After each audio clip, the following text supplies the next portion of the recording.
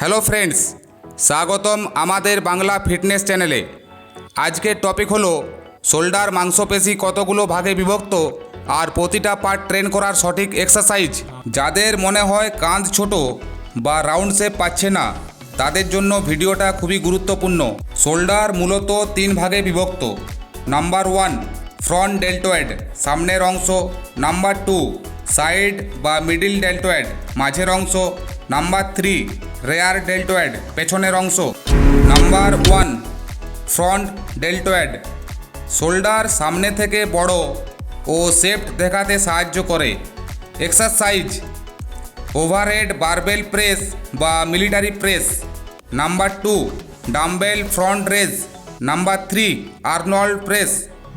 Number 2 side deltoid, কাঁধকে চওড়া করে এবং শরীরকে ভি শেপ দেয়।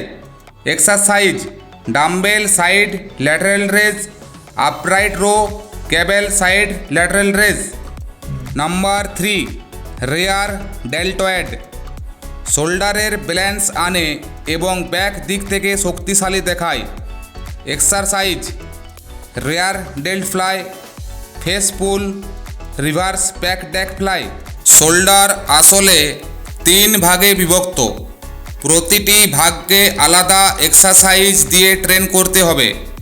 কোনো অংশ দুর্বল থাকলে সে অংশের এক্সারসাইজ বেশি গুরুত্ব দিয়ে করতে হবে। নেক্সট ভিডিওতে আসছে ফুল শোল্ডার ওয়ার্কআউট প্ল্যান।